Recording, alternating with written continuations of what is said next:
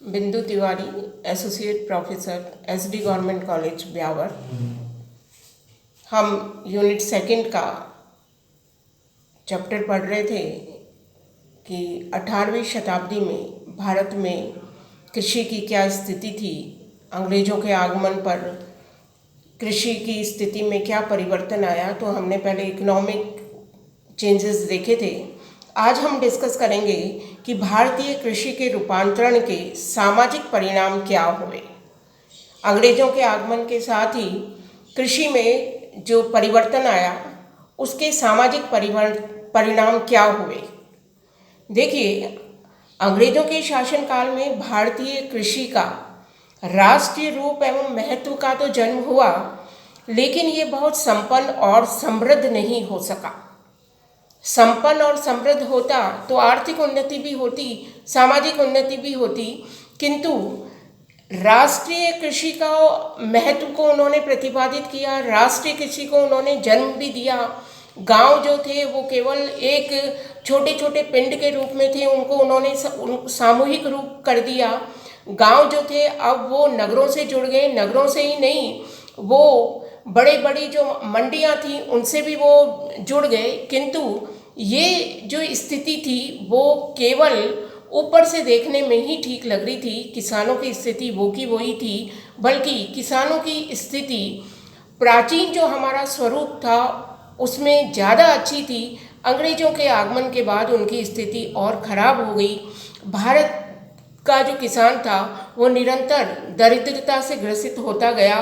कृषक की जो हैसियत थी वो धीरे धीरे सर्वहारा की हैसियत में आ गई।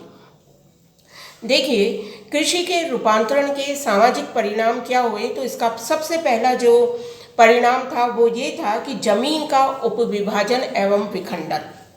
देखिए, भूमि का उपविभाजन एवं विखंडन भारतीय कृषि का सबसे दुर्दांत और विनाशकारी तथ्य है, क्योंकि जब जोतें छोटी छोटी हो जाएगी तो जो उत्पादन है वो बहुत गिर जाएगा। हर किसान की ज़मीन कम होती गई और जोत वाली ज़मीन अधिक अधिक अनार्थिक होती गई। यूरोप में जब पूंजीवादी व्यवस्था का जन्म हुआ था तो अंग्रेज़ों ने सुसंगठित बड़े बड़े जो फार्म थे उनका विकास किया, ताकि वहाँ पर आधुनिक तकनीक से उत्पादन किया जा सके। किंतु भारत में ऐसी कोई व्यवस्था उन्होंने नहीं की। जमीन के विखंडन और खुली व्यवस्था से होने वाले जितने भी नुकसान थे वो सब जारी रहे।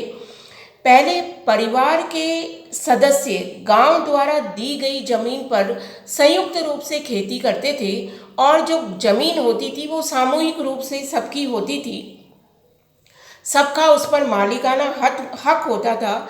किंतु जैसे ही अंग्रेज़ों के आगमन के साथ निजी स्वामित्व की प्रथा हुई, जमीन का अधिक से अधिक विखंडन होना शुरू हो गया। बटाईदार प्रथा के कारण भी जमीन का विभाजन हुआ। छोटे छोटे जो खेत थे और अधिक छोटे हुए, विभाजन हुआ, उपविभाजन हुआ और विखंडन से खेती पर निर्भर लोगों की जो संख्या थी वो भी बढ़ गई।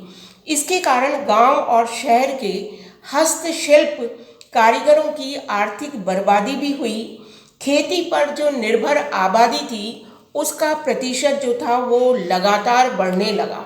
देखिए, 1891 में खेती पर निर्भर जो लोग थे वो थे 60.1%। 1909 में ये प्रतिशत बढ़ा और ये प्रतिशत बढ़ के पहुंच गया 65.5% पर। 1911 में ये प्रतिशत और बढ़ा और ये प्रतिशत बढ़ के पहुंच गया 72.2% पर। 1921 में ये प्रतिशत 73.0% पर पहुंच गया और 1931 में 75% जो लोग थे वो खेती पर आश्रित हो गए। अर्थात जो भूमि थी उस पर अधिक से अधिक लोग आश्रित हो गए।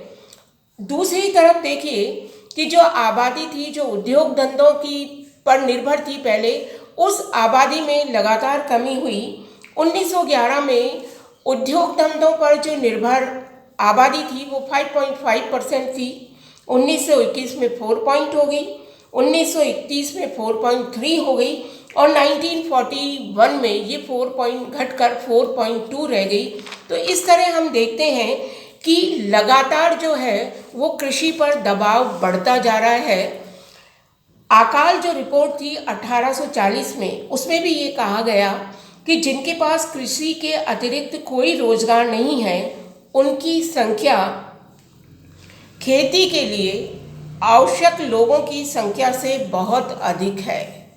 हमारे पास जमीन तो कम है और लोगों का भार जो था वो लगातार बढ़ता जा रहा था, क्योंकि अंग्रेजों के आगमन से हमारे शिल्प का विनाश हो गया था। जो कुटीर उद्योग धंधे थे उनका भी विनाश हो गया था।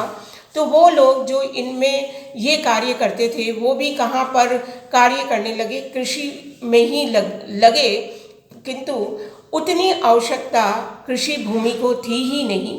तो हम देखते हैं कि जहाँ यूरोप में, फ्रांस में खेती पर लगे हुए जो लोग थे वो 50% थे, 60% थे। भारत में ये जो लोग थे वो 75% थे। तो हमारे यहाँ पर जो खेती पर बढ़ने वाली आबादी थी, खेती पर जो जनसंख्या का भार था वो लगातार बढ़ता जा रहा था। भारत में यहाँ पर क्योंकि आबादी खेती पर ज़्यादा बढ़ी, क्योंकि यहाँ पर उद्योगों की वृद्धि नहीं हुई, हस्तशिल्प का पतन भी इसका एक बहुत बड़ा कारण था कि जमीन पर भार बढ़ा। सामान्य गांव के सर्वेक्षण से पता चलता है कि औसत जोत है ना, जो भूमि जोती जाती थी वो 1771 में, अर्थात अंग्रेजों के आगमन से पूर्व 40 एकड़ थी। 1915 में ये केवल 7 एकड़ रह गई। उप विभाजन और विखंडन की ये स्थिति थी कि अनेक छोटे छोटे खेतों में हल का इस्तेमाल भी संभव नहीं था। मतलब खेत इतने छोटे हो गए थे कि वहाँ हल भी नहीं चलाया जा सकता था। आप ये सोचिए कि विखंडन की क्या हालत थी, निरंतर विभाजित होती जा रही थी जमीन। अधिकाधिक विखंडीकरण के कारण खेतीहर मजदूरों की तादाद बढ़ती गई, कुदाल एवं फावड़े का इस्तेमाल बढ़ने लगा। ब्रिटिश शासनकाल में कृषि पर अनुपातिक निर्भरता लगातार बढ़ती गई और ऐसा कृषि और उद्योगों के पुराने संतुलन के विनाश और साम्राज्यवाद के कृषि प्रधान उपांग के रूप में भारत के अपकर्ष के फलस्वरूप हुआ। सिंध एवं पंजाब के उर्वरक प्रदेश थे, किंतु वहाँ पर सिंचाई की कोई व्यवस्था ही नहीं की गई। कृषकों को किसी भी प्रकार का अनुदान नहीं मिला। इस प्रकार हम देखते हैं कि लगातार जो था वो भूमि का विभाजन होता गया, विखंडन होता गया और उत्पादन जो शक्ति थी वो कम होती गई। विखंडीकरण के कई परिणाम हुए। भूमि के विखंडन से कृषि और कृषि की आर्थिक स्थिति पर प्रभाव पड़ा। संपन्न, समृद्ध एवं वैज्ञानिक खेती छोटे भूखंडों में संभव ही नहीं थी। जहां यूरोप में बड़े बड़े उन्होंने फार्म हाउस की स्थापना की और ट्रैक्टर से खेती की जाती थी, उत्पादन भी बहुत अधिक होता था, सिंचाई की भी उन्होंने व्यवस्था की, किंतु भारत में उन्होंने इस तरह का कोई भी प्रयास नहीं किया। छोटी जोतों के कारण किसान गरीब ही रहता था, क्योंकि वो वैज्ञानिक तकनीक ना तो उसको अनुभव था और ना ही सरकार की तरफ से कोई सहयोग दिया जाता था। और सबसे महत्वपूर्ण बात कि जब खेत छोटा है तो उसमें वैज्ञानिक तकनीक को प्रयोग में भी नहीं लाया जा सकता था। खेती पर आश्रित आबादी बढ़ी तो चरागाह भी कम हो गए।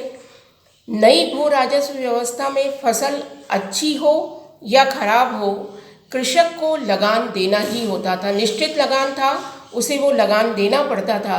ऐसी स्थिति में कृषक जो था वो निरंतर कर्ज के बोझ से डूबता गया, उसमें डूबता गया। तो हम देखते हैं कि भूमि के विखंडीकरण से कृषक की स्थिति अत्यधिक दयनीय हो गई।